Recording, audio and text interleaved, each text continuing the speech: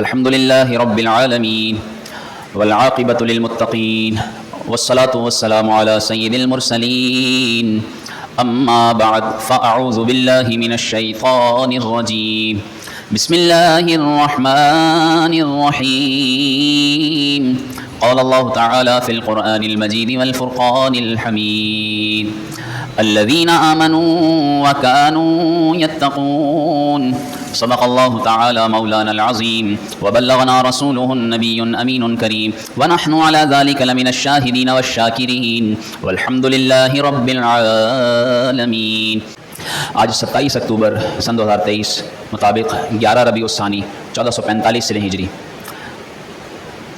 آج یہ 11 تاریخ دراصل منسوب ہے غوث پاک رحمۃ اللہ تعالیٰ علیہ کی 11ویں شریف سے۔ اولاً تمہید میں یہ سمجھ لیجئے کہ اللہ تعالیٰ نے جس طرح قرآن کی حفاظت کا ذمہ لیا، انا نحن نزلنا الذکر وانا لہ لحافظون، ہم نے قرآن اتارا اور ہم ہی اس کی حفاظت فرمائیں گے، اسی طرح اللہ تعالیٰ نے اسلام کی حفاظت کا بھی اور اسلام کے غلبے کا بھی ذمہ لے لیا ہے۔ اس لیے آج دیکھیے کہ لاکھوں سازشوں کے مطابق اور دشمنان دین کے ہر ممکن کوشش کر لینے کے باوجود بھی دین اسلام اپنی پوری آب و تاب کے ساتھ مسلسل ابھرتا جا رہا ہے، دین اسلام دنیا میں پھیلتا جا رہا ہے، اسلام کی حقانیت لوگوں پر واضح ہوتے جا رہی ہے، اور اللہ تعالیٰ نے اپنے دین اسلام کی حفاظت کا، اس کی اشاعت کا، اس کے غلبے کا، اس کے دفاع و حمایت کا جو ذمہ لیا، اس ذمہ کو پورا کرنے کے لیے رب العالمین نے ہر دور میں خوش نصیب لوگوں کو چنا۔ ایسی ہستیاں ہوئیں کہ جن کے ذریعے اللہ تعالیٰ نے دین کی ایسی خدمت لی کہ ان کے اثرات افق عالم پر ایسے نمودار ہوئے کہ جنہوں نے ہر محاذ پر دین کا ایسا کام کیا کہ حق ادا کر کے کر دیا۔ اور دین اسلام کی ان تاریخی شخصیات، ان عبقری شخصیات میں سے ایک نام قطب الاقطاب، غوث الاغواث، سید شیخ محی الدین ولی، شیخ عبد القادر جیلانی، جنہیں دنیا غوث اعظم کے نام سے جانتی ہے۔ یہ وہ ہستی ہیں کہ جنہوں نے علمی اور روحانی دنیا میں بھی، سماجی اور رفائی حیثیت سے بھی ہر اعتبار سے ایسی تعلیمات اور خدمات دین اسلام کے لیے سر انجام دی کہ جس کا یہ اثر تھا کہ ان کی تعلیمات کے نتیجے میں نور الدین زنگی رحمۃ اللہ تعالیٰ علیہ اور صلاح الدین ایوبی رحمۃ اللہ تعالیٰ علیہ جیسی فتوحات، حتیٰ کہ بیت المقدس کو بھی جب صلیبیوں سے آزاد کروایا گیا تو ان آزاد کروانے والے مجاہدین میں جو ہراول دستے تھے وہ بھی آپ رحمۃ اللہ تعالیٰ علیہ کی ہی تیار کردہ افراد تھے۔ اس لیے آپ رحمۃ اللہ تعالیٰ علیہ کی جہاں کرامات کا ذکر کیا جاتا ہے، وہیں ہمیں چاہیے کہ ہم آپ رحمۃ اللہ تعالیٰ علیہ کی ان تعلیمات کا بھی تذکرہ کریں کہ جن کے نتیجے میں آج دنیا کے اندر اسلام کا بول بالا ہے۔ ان کا مختصر تعارف کیا ہے؟ جن کو ہم صرف غوث اعظم کے نام سے جانتے ہیں، ان کی پیدائش 1 رمضان 470 سے ہجری، یعنی آج سے دیکھیے تقریباً 1000 سال قبل، آج 1445 ہے، تقریباً 1000 سال قبل ایران کے صوبہ گیلان میں، جسے جیلان بھی کہا جاتا ہے اور اسی نسبت سے آپ گیلانی اور جیلانی کہلاتے ہیں، وہاں آپ کی پیدائش ہوئی۔ آپ کے والد کا نام کوئی نہیں جانتا ہوگا، ابو موسیٰ صالح جنگی دوست، یہ آپ کے والد کا نام ہے۔ آپ حسنی سید ہیں اور آپ کی والدہ ام الخیر امت الجبار فاطمہ یہ حسینی سیدہ ہیں، اور یوں آپ والدین کے حسنی اور حسینی ہونے کی وجہ سے نجیب الطرفین سید ہیں، یعنی ماں باپ دونوں کی طرف سے آپ سید ہیں، ایک طرف سے حسنی ایک طرف سے حسینی۔ یہ آپ کی کمال شرافت پر دلالت کرتا ہے۔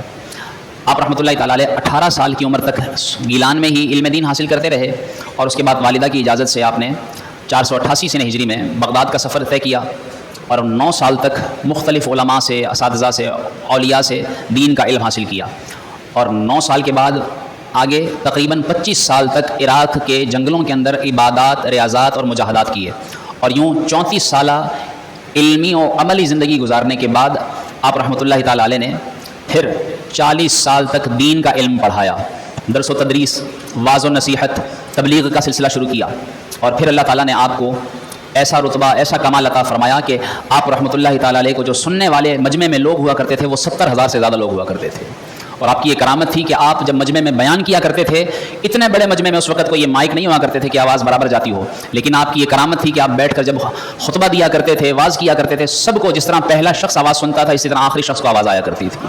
یہ آپ کی کرامت تھی، 70,000 لوگ یوں آپ کو سنا کرتے تھے۔ آپ خود فرماتے ہیں کہ پھر اللہ نے مجھے درس و تدریس اور واعظ و تبلیغ کے بعد یہ کمال عطا کیا کہ 5000 یہودی اور عیسائی میرے ہاتھ پر کلمہ پڑھ کر مسلمان ہوئے، اور آپ فرماتے ہیں تقریباً 1 لاکھ سے زیادہ چور ڈاکو، زانی، ایسے گناہگار بدعتی لوگ میرے ہاتھ پر توبہ کرنے کے بعد تائب ہو گئے اور سیدھے راستے پر آ گئے۔ آپ رحمۃ اللہ تعالیٰ علیہ اس طرح ایک زبردست قسم کی علمی و عملی زندگی گزارنے کے بعد 91 سال کی عمر میں سن 561 سن ہجری میں آپ کا انتقال ہوا عراق کے شہر بغداد میں، اور وہاں آپ کا مزار بنایا گیا۔ یہ آپ کا مختصر تعارف سننے کے بعد دراصل جو موضوع ہے آج کی گفتگو کا وہ ہے تعلیمات غوث اعظم، کہ آپ کی تعلیمات کیا تھیں۔ آپ کی کرامات کا بڑا تذکرہ کیا جاتا ہے، آپ کے نام کے لنگر کیے جاتے ہیں، نیاز کا اہتمام کیا جاتا ہے، فاتحہ شریف کا اہتمام ہوتا ہے، ایصال ثواب کیا جاتا ہے، لیکن لوگوں نے دراصل ان اولیاء کی کرامات اور ان کے اس طرح ایصال ثواب کے پیچھے لگ کر ان کی اصل تعلیمات کو بھلا دیا ہے۔ آج مسلمان سے اس دور کا یہ جو پرفتن دور ہے یہ تقاضا کرتا ہے کہ مسلمان ان اولیاء کی سیرت کے مطابق بھی زندگی گزاریں، جس طرح ان کے نام کے لنگر لگ کرتے ہیں، ان کے نام کے ایصال ثواب کا اہتمام کرتے ہیں، ان سے محبت کے دعوے کرتے ہیں، دم بھرتے ہیں، اسی طرح ان کی تعلیمات کو بھی تو اپنائیں۔ وہ تعلیمات کیا ہیں وہ آج آپ کے سامنے پیش کر رہا ہوں۔ بہت سی تعلیمات آپ نے پیش کی۔ ایک تعلیمات آپ کی تعلیمات میں سے ایک تعلیم یہ تھی کہ آپ رحمۃ اللہ تعالیٰ علیہ نے لوگوں کو، اپنے معتقدین کو، اپنے طالبین کو، اپنے مریدین کو، محبین کو علماء اور اولیاء کی تعظیم کرنے کا حکم دیا۔ آپ رحمۃ اللہ تعالیٰ علیہ نے یہ سکھایا کہ علماء کی اور اولیاء کی تعظیم کی جائے اور ان سے محبت کا دم بھرا جائے۔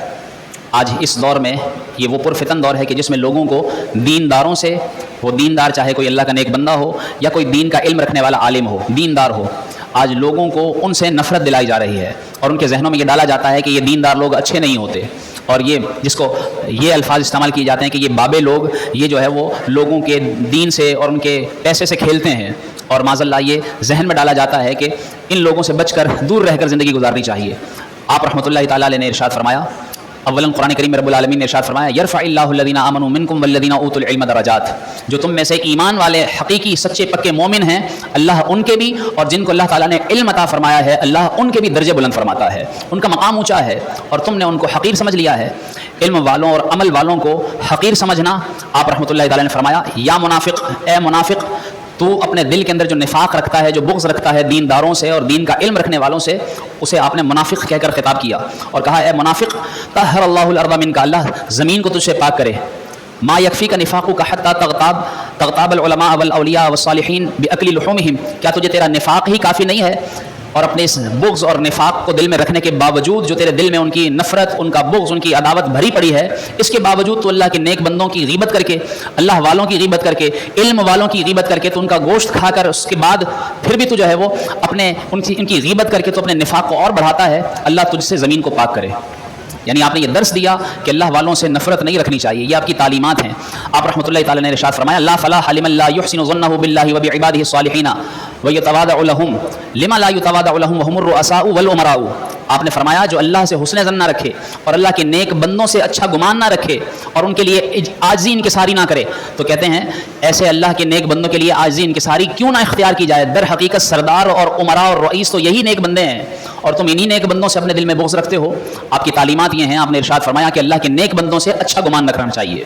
اور آپ رحمۃ اللہ تعالیٰ نے فرمایا، تجھے پتہ یہ کون لوگ ہیں؟ یہ جو دیندار ہیں، جو نمازیں پڑھتے ہیں، پڑھاتے ہیں، جو اذان کہتے ہیں، جو دین کا علم پڑھاتے ہیں، جو دین کا علم پڑھتے ہیں، جو لوگوں کو برائی سے روک کر نیکی کے راستے پر لاتے ہیں، جو بتاتے ہیں کہ یہ غلط ہے، یہ صحیح ہے، صحیح اور غلط کا فرق بتا کر لوگوں کو صحیح راستے پر لانے کی کوشش کرتے ہیں، تمہیں پتہ ہے یہ کون لوگ ہیں؟ آپ رحمۃ اللہ تعالیٰ نے فرمایا، یہ وہ لوگ ہیں جن کے صدقے اللہ تعالیٰ تمہیں بارش عطا فرماتا ہے، یہ وہ لوگ ہیں جن کے صدقے اللہ تعالیٰ غلہ اگاتا ہے، یہ وہ لوگ ہیں جن کے حوالے اللہ نے اپنی کائنات کا نظام ان کے حوالے کر رکھا ہے، اور تم ان سے بدگمانی کرتے ہو۔ اس لیے آپ رحمۃ اللہ تعالیٰ علیہ کی ان تعلیمات کو ہمیں ذہن میں بٹھانے کی ضرورت ہے۔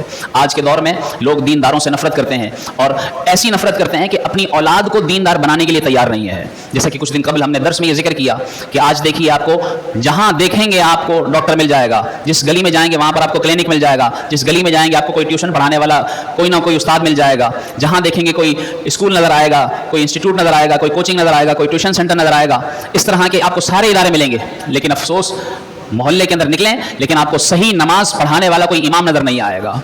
ہزاروں کی آبادی کے اندر بھی، ہزاروں لوگوں کے اندر بھی 10 لوگ ایسے نہیں ملتے جلدی سے کہ جن کو یہ کہا جا سکے کہ یہ صحیح نماز پڑھا سکتے ہوں گے۔ کتنا قحط ہے دینداروں کا، اور اس کے باوجود جو لوگ ہیں، جو دیندار ہیں، جو اللہ کے گھروں کا نظام سنبھالے ہوئے ہیں، جو اللہ کے گھروں کو آباد کیے ہوئے ہیں، لوگ جو ہے وہ ان سے ہی نفرت کر رہے ہیں، اور کوئی یہ نہیں سنائی دیتا کہتا ہوا کہ وہ یہ کہے، جس کو دیکھو یہ کہتا ہے کہ بچے کو ڈاکٹر بناؤں گا، انجینئر بناؤں گا، پائلٹ بناؤں گا، اور میڈیکل کراؤں گا، اور اس طرح کی دنیاوی تعلیم دلواؤں گا۔ جس کو دیکھو یہ کہتا دکھائی دیتا ہے. کسی کو آپ یہ نہیں سنیں گے کہ اپنے بچے کو میں مسجد کا امام بناؤں گا. کسی کو یہ کہتا نہیں سنائی دیں گے کہ میں اپنے بچے کو مسجد کا مؤذن بناؤں گا. کیوں؟ ان کے دل میں بس یہ آ چکا ہے کہ ہم نے اپنے اولاد کو پیسہ کمانا سکھانا ہے. مسجد میں اس کو کیا ملے گا؟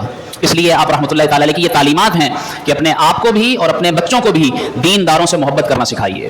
جتنا ان کے دل میں دین کی، دین داروں کی، دین والوں کی محبت ہوگی اتنا وہ دین کے قریب آئیں گے. اگر آپ نے اپنے بچوں کے دلوں سے دین کی محبت دور کر دی تو وہ دین سے دور ہو جائیں گے. اور وہ دین سے دور ہو گئے تو یاد رکھیے آپ تو دنیا سے چلے جائیں گے. ان کے دل میں دین کی محبت نہ ہوئی، آپ کے چلے جانے کے بعد وہ دین کے قریب نہیں ہوں گے، اور پھر آپ کے بعد وہ دین سے دور ہو کر آپ کے لیے دعا کے لیے ہاتھ اٹھانے کی بھی ان کو توفیق نہیں ملے گی. اس لیے دین والوں سے، دین داروں سے، دین سے محبت کرنا سیکھیے. یہ آپ کی تعلیمات ہیں. آپ رحمۃ اللہ تعالیٰ نے اپنی تعلیمات میں یہ بھی سکھایا. فرماتے ہیں کہ انسان کو بعض نعمتیں ہر وقت نصیب ہوتی ہیں، ان نعمتوں کا اسے شعور بھی نہیں ہوتا. وہ سانس لے رہا ہے یہ اللہ کی نعمت ہے، وہ کھا پی رہا ہے اللہ کی نعمت ہے، کھا پی کر ہضم کر رہا ہے، جو کام کا ہے وہ اس کے جسم میں رک جاتا ہے، جو اضافی ہے اس کے جسم سے اللہ اپنی رحمت سے کیسے دور کر دیتا ہے. یہ نعمت ہے. ان نعمتوں کا وہ سوچتا بھی نہیں ہے. کتنی خارجی نوازشات اس پر اللہ کی طرف سے عنایتیں ہیں، رحمتیں ہیں، اس کی طرف اس کا دھیان بھی نہیں ہے. لیکن پھر بھی کبھی انسان پر کبھی بیماری، تنگ دستی، کوئی مصیبت، پریشانی آ جاتی ہے تو اس وقت وہ اللہ کی طرف سے آنے والی اس آزمائش پر صبر کرنے کی بجائے شکوہ کرنے پر اتر آتا ہے، شکایتیں کرنے پر اتر آتا ہے. حتیٰ کہ دین کا علم نہ ہونے کی وجہ سے اللہ کی ذات پر وہ اعتراض کرتا ہوا سنائی دیتا ہے، تقدیر سے شکوے کرتا ہے، اللہ کی ذات پر اعتراض کرتا ہے. اور کیا الفاظ کہتا ہے کہ اللہ نے مجھے مصیبت میں کیوں مبتلا کر دیا؟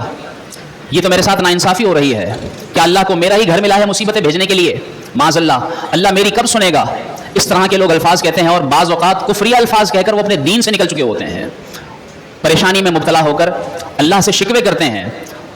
آپ رحمۃ اللہ تعالیٰ نے یہ تعلیمات سکھائیں. آپ نے فرمایا کبھی بھی اللہ کی ذات سے شکوہ نہیں کرنا چاہیے، ہر حال میں اللہ کا شکر ادا کرنا چاہیے.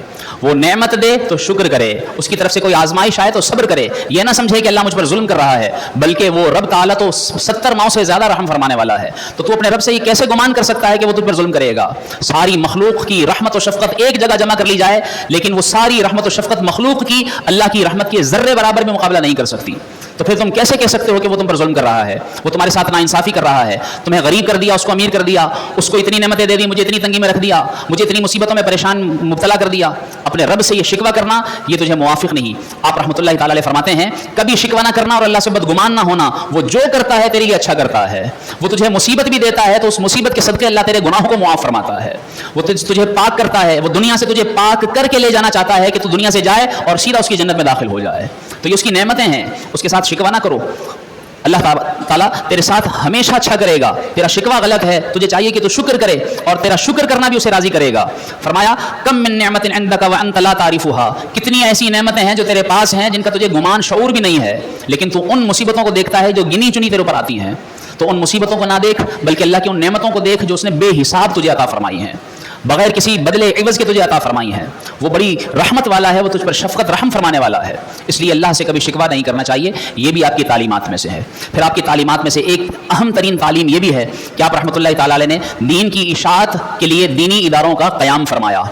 آپ رحمۃ اللہ تعالی علیہ نے 33 سال تک قرآن و حدیث کا علم پڑھایا. 13 فنون میں آپ باقاعدہ تقریر کیا کرتے تھے. آپ رحمۃ اللہ تعالی نے ایک مدرسہ قائم کیا جس کا مدرسہ قادریہ کے نام سے جو مشہور ہوا، اور لوگوں نے دل کھول کر آپ کے ساتھ تعاون کیا. جس طرح آپ دیکھیے آپ کے لیے مسجد تعمیر ہوئی ہے، اس مسجد کے اندر ادارہ بھی قائم کیا جائے گا جس میں بچوں کو اب بھی الحمدللہ حفظ و ناظرہ کی تعلیم دی جا رہی ہے. رات میں درس نظامی عالم کورس کا سلسلہ جاری ہے. اس طرح آپ رحمۃ اللہ تعالی علیہ نے یہ جس طرح ادارہ قائم کیا، اس کے اندر دین پڑھایا، دین کا علم لوگوں تک پہنچایا، اور لوگوں نے تعاون کیا. ایک عورت آئی، اس نے کہا کہ میرے شوہر پر میرا مہر باقی ہے 20 دینار. میں نے اس کے ساتھ یہ معاہدہ لکھ کر طے کیا ہے کہ 10 دینار تو میں معاف کر دوں گی. 10 دینار کے بدلے تم غوث پاک جو ادارہ قائم کر رہے ہیں وہاں محنت مزدوری کر کے ان کے اس ادارے کے اندر تم اپنی مزدوری کے طور پر 10 دینار کے بدلے اپنی مزدوری وہاں پر سر انجام دو گے. آپ رحمۃ اللہ تعالی علیہ نے قبول کر لیا. آپ بھی جانتے تھے کہ یہ شخص غریب ہے. ایک دن اسے اجرت دیتے، ایک دن اس سے اس معاہدے کے مطابق مزدوری کرواتے، اور پھر جب اس نے 10 دن مزدوری کر لی، آپ رحمۃ اللہ تعالی علیہ نے اس کا وہ معاہدہ بھی اسے واپس دیا، اور آپ نے فرمایا تم نے ہمارے ادارے کے لیے جو بھی اجرت کے طور پر مزدوری کی ہے یہ ہم نے قبول کی، اور اللہ تعالیٰ تمہاری خدمت قبول فرمائے. یہ آپ رحمۃ اللہ تعالی علیہ کا طریقہ تھا. آپ رحمۃ اللہ تعالی علیہ نے اس طرح سے اپنے بیٹے تک کو، حضرت یحییٰ رحمۃ اللہ تعالی علیہ، آپ کے بیٹے کا نام، ان کو مامور کر رکھا تھا جو دینی ادارے کی خدمت کرتے، رات کو دین کا علم پڑھنے والوں کے لیے چراغ روشن کیا کرتے تھے. آپ اپنے در دولت سے باقاعدہ دین کے طلبہ کے لیے کھانا پیش کیا کرتے تھے. امام اہل سنت فاضل بریلی رحمۃ اللہ تعالی علیہ سے سوال کیا گیا، جس طرح آج لوگ 11ویں شریف کی محافل سجاتے ہیں، لوگوں کو لنگر کھلاتے ہیں، بے شک یہ بڑے ثواب کا کام ہے، اچھا نیک کام ہے، لیکن آپ سے سوال یہ کیا گیا کہ اگر کوئی شخص ہر مہینے یا ہر سال رسول اللہ صلی اللہ علیہ وآلہ وسلم کے ایصال ثواب کے لیے کھانا پکائے اور اس کی جگہ اگر وہ کسی دین کے طالب علم کی خدمت کرے تو کیا اس کو زیادہ ثواب ملے گا؟ آپ رحمۃ اللہ تعالیٰ نے کتنا خوبصورت جواب دیا، آپ نے فرمایا بے شک ملے گا۔ ایک طرف ہے کھانا کھلانا اور ایک طرف ہے دین کے طالب علم کی خدمت کرنا۔ آپ نے فرمایا کھانا کھلائے گا تو اللہ تعالیٰ اس کو ایک نیکی کے بدلے 10 نیکیاں دے گا، لیکن اللہ نے قرآن میں فرمایا مثل الذین ينفقون اموالهم فی سبیل اللہ کمثل حبۃ انبتت سبع سنابل فی کل سنبلۃ مئۃ حبۃ۔ آپ نے فرمایا لیکن اللہ کی راہ میں دین کے طالب علم کے اوپر خرچ کرنا اسے ایک کے بدلے 700 نیکیاں دلوائے گا۔ اللہ تعالیٰ اس کے مال کو اتنا بڑھائے گا، اس کو زیادہ ثواب عطا فرمائے گا۔ اس لیے آپ رحمۃ اللہ تعالیٰ نے دیکھیے کہ اس طرح دینی ادارے کا قیام فرمایا۔ آج ہم سے وقت کا تقاضا ہے کہ آپ کی مسجد زیر تعمیر ہے، انشاءاللہ کل یا پرسوں یہ چھت ڈال دی جائے گی اور پھر یہاں پر انشاءاللہ فنشنگ کا کام شروع ہو جائے گا۔ آپ نے جس طرح دل کھول کر تعاون کیا ہے، اپنا تعاون جاری رکھیے۔ ماشاءاللہ ایسے ایسے لوگ ہیں جنہوں نے ایک بندے نے 11 لاکھ روپے ماشاءاللہ اس مسجد کے لیے اپنی طرف سے ادا کیا ہے۔ ایک شخص ایسا ہے جس نے 6 لاکھ روپے ادا کیا ہے، اللہ نے اسے دیا ہے، وہ دے رہا ہے، یہ لگ گیا قیامت تک، یہ جب تک باقی رہے گا اس کے لیے نامہ اعمال میں ثواب چلتا رہے گا۔ اس کا مال تو کیش ہو گیا نا، وہ مر بھی گیا، اس کا مال اس کو ثواب پہنچاتا رہے گا۔ ہم نے بھی چلے جانا ہے، ہمارا مال پیچھے وارث بٹوریں گے، اس لیے حقیقی مال وہ ہے۔ کسی بزرگ نے فرمایا تیرا مال کیا ہے؟ جو تو نے کھایا ختم، جو پہنا ختم۔ تیرا مال وہ ہے جو تو نے اللہ کی راہ میں لگا دیا، وہ ہے تیرا اصل مال جو باقی رہ گیا، جو قیامت تک تجھے ثواب دیتا رہے گا، اور اس کا ثواب پھر قیامت کے دن تجھے اللہ تعالیٰ الگ عطا فرمائے گا۔ اس لیے اللہ کی راہ میں دیجیے، اللہ کی راہ میں خرچ کیجیے، ایسے ادارے قائم کیجیے۔ آپ کی مسجد میں جیسا کہ میں نے عرض کیا کہ مسجد کے اندر الحمدللہ فی سبیل اللہ بچوں کو حفظ و ناظرہ کی تعلیم دی جاتی ہے، رات میں عالم کورس کرایا جاتا ہے، اس کے علاوہ بچیوں کا مدرسہ بھی چل رہا ہے، اور بھی انشاءاللہ تعالیٰ آگے یہ سلسلہ بڑھتا رہے گا۔ تو آپ کے تعاون سے اس طرح اتنی اچھی مسجد تعمیر ہو رہی ہے، اس ادارے کے قیام میں خوب بڑھ چڑھ کر حصہ لیجیے، اور غوث پاک کی ان تعلیمات سے سبق لیتے ہوئے ہمیں چاہیے کہ ہم بھی اپنی زندگی کے اندر ایسے کام کر جائیں فلاح و بہبود کے کہ ہم چلے جائیں اور ہمارے بعد یہ کام جاری رہیں اور خلق خدا اس سے فائدہ اٹھائے، رب بھی راضی ہو جائے، مخلوق کو بھی فائدہ پہنچتا رہے، اور ہم اپنی قبر کے اندر اس دیے ہوئے خرچ کیے ہوئے کے بدلے ثواب کا فائدہ اٹھاتے رہیں، ہمیں اس کا اجر ملتا رہے۔ یہ وہ تعلیمات ہیں غوث پاک رحمۃ اللہ تعالی علیہ کی۔ آخر میں آپ رحمۃ اللہ تعالی علیہ کی ایک تعلیم آپ نے فرمایا لوگوں تم اللہ کو لوگوں کے مقابلے میں کم اہمیت نہ دینا، یعنی اللہ سے ڈرنا، لوگوں سے نہ ڈرنا، لیکن تمہارا حال یہ بتاتا ہے کہ تم اللہ سے نہیں ڈرتے، لوگوں سے ڈرتے ہو۔ کیوں؟ کیونکہ تم گناہ کرتے ہوئے یہ تو سوچ لیتے ہو کہ کوئی بندہ تو نہیں دیکھ رہا، لیکن تم یہ بھول جاتے ہو کہ تمہیں تمہارا رب بھی دیکھ رہا ہے۔ اس کا مطلب یہ کہ تم لوگوں سے ڈرتے ہو، اللہ سے نہیں ڈرتے ہو۔ تو لوگوں کو اہمیت نہ دو،